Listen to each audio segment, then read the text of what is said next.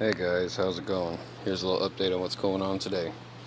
Just got done charging my AC system, so this thing actually has nice, freshly cold AC. Haven't stuck the thermometer gauge inside of it yet to actually see how cold it actually is, but it is blowing cold. I still need probably another, I don't know, 4 to 6 ounces more Freon into it. But another thing I'm doing, I'm also replacing the AN fittings, AN fittings, because they're actually leaking. Or they're starting to. Nothing crazy though. This one actually ruptured on me about 2.5 years ago. It was pretty much one of these, an Earl. And if you're wondering what thread pitch your oil coolers are, these are an M18 by 1.5 for this, the top right here, and the back of the engine. Now this front one located right here, that's either an M16 or M14 by 1.5 for that one, to AN10 or AN8, whatever you want. But it's I believe it's an M16 by 1.5, but it might be an M14 too. But those are M18 by 1.5s for that one, and the rear of the engine for that one. And these are the new fittings I'm running. These are the old Earl fittings. You can see they're starting to leak. This one's gonna start giving out on me just like the way that one did. So that's why these are being replaced. These are actually brand new. This I really wouldn't have to worry about. I just mainly got to replace this one and this one. But since I have new boostTec, this is a full flow 45. You can see the difference. That's full flow. That's non-full flow. That's full flow. And they're boostTec. These are non-full flow 90s, but they're actually thicker than the Earls, so it works out. I'm going to get three full flow 90s, one for here, and then one for the back of the engine over there. But after I do that, I'm also going to buy 2 banjo bolts for right here that are an M18 by 1.5 to an AN10 fitting, and then I'm going to buy 2 more of these 45 full flows. And the reason why I'm doing that, because the way the oil cooler setup is going to be, this is the one coming out of the engine going to this oil cooler.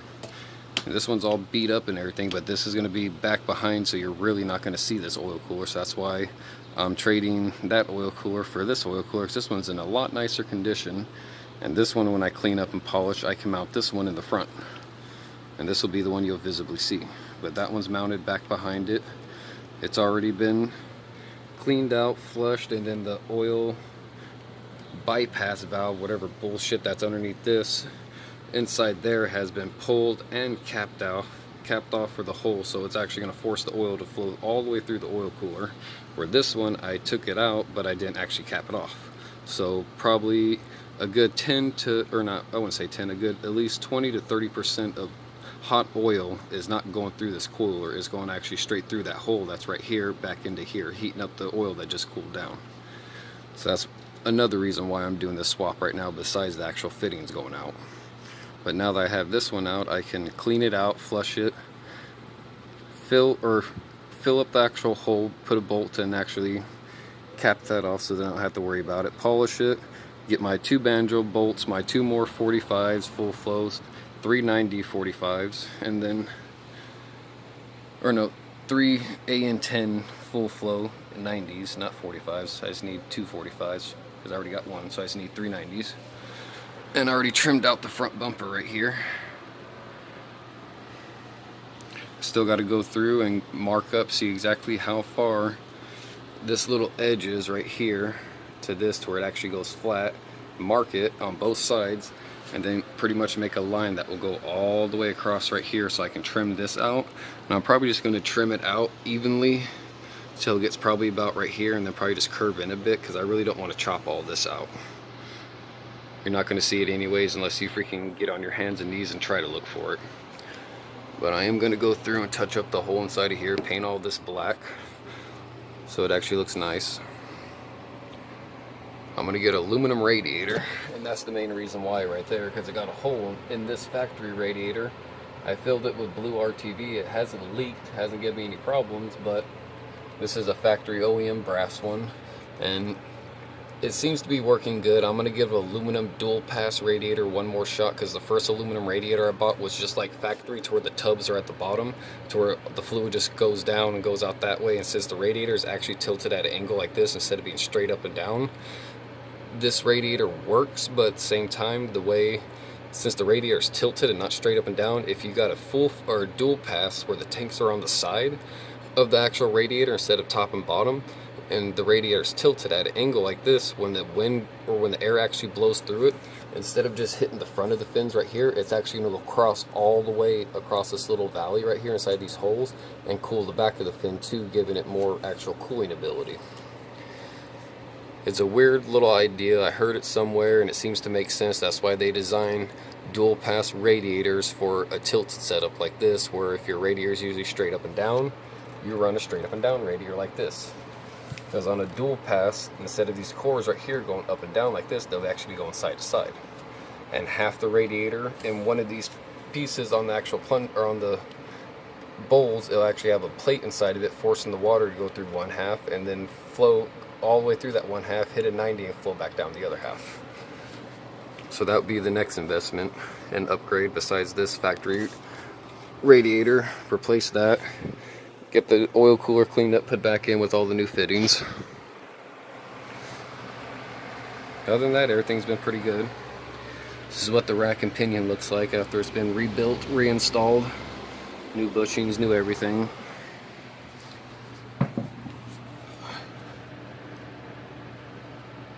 Looks pretty clean.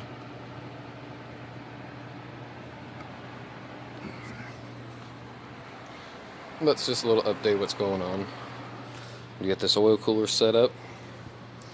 I'm replacing the top line because the old one had a kink in it right here, and who knows, these things are old. I had them for about 5.5 years now, and they came out of a car, or an RX7 FC that was in the junkyard. So who knows how old these fittings really are, and these lines. So I'm replacing the top one for now. I'm going to buy 3 more feet and replace this, because I need 26.5 to almost 27 inches to replace this one. So that's going to be the next thing, because this is what I have remaining of the hose. This is 21 inches. It's not enough. Need about almost a good foot more. 6-8 inches, give or take. Let's a little update what's going on.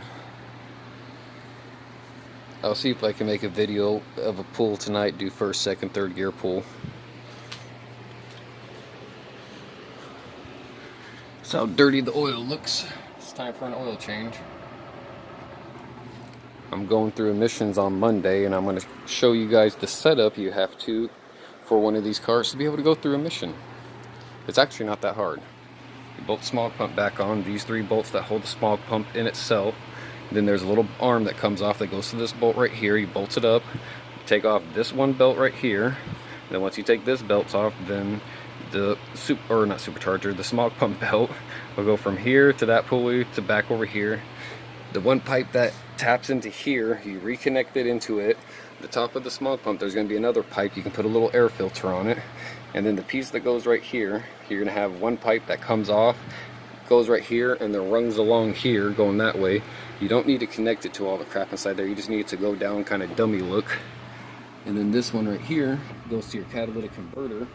So, oh shit. You get your catalytic converter pipe that goes to your cat, connect it to this. It's your choice if you want to connect it to the pipe coming out the cap, out of the catalytic converter, because when I did it last year, or 2 years ago, I forgot to plug that piece into the catalytic converter. I just rested on top of it, so that piece will pretty much run along the cat pipe like this, but there's a little 90 on it that goes like that. When I ran the pipe, it looked like it was connected into it because it was rested on top of the 90 right here. So it's your choice if you want to connect it. It passes without it. And main thing you need is just a good catalytic converter. And then this right here is your actual charcoal canister. I don't have one currently right now. I'm going to reinstall it. Put your charcoal canister, put your smog pump in, connect a little bullshit right here. There's supposed to be plugs that go up inside here, but you don't really got to plug them in. I'm just going to run the wires up there and tuck behind the harness. Because the main thing they're checking on this car, since it's 86, They're putting a clamp on this, putting a testing machine on your gas cap to test your gas pressure, make sure you have no leaks in your vapor lock system, make sure that's good. And then your next test that they're going to do, they're going to throw this on the set of rollers and measure the pollution coming out the tailpipe. So all this crap inside here doesn't really make a difference. If your car's running good, it doesn't smoke, it doesn't burn oil, it's actually a good running car, the cat alone is going to make it pass. All this shit inside here is literally just for visual inspection, for fucking their safety state bullshit. Literally, if you just put a catalytic converter on this, put your charcoal canister on, you can pass emissions if the people will be cool with you missing your smog pump. Because smog pump's really not doing anything.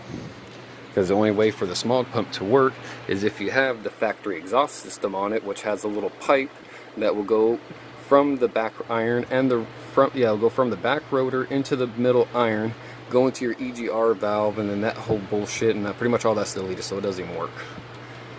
I literally passed emissions with this smog pump connected up for looks, charcoal canister so that passes the gas cap test, and a good MagnaFlow cat, just one. If you have old catalytic converters or cheap catalytic converters, I suggest 2 or 3. But if you have a brand new one, especially if it's a California state legal one, you just need one. But I'm going through emissions on Monday because my tags are due at the end of this month.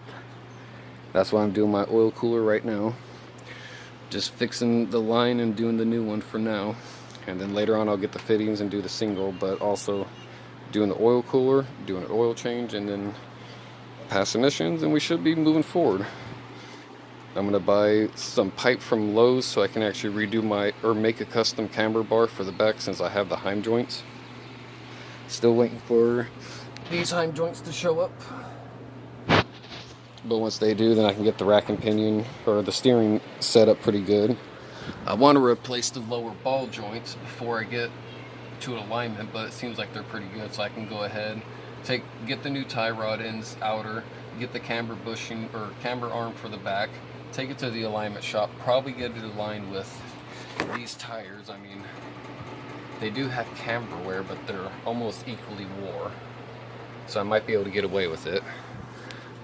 Have the new outer tie rod in so it doesn't freaking have all the vibrations that it does from the play inside of them. Get the camber bar, get it aligned, and just kind of move on from there.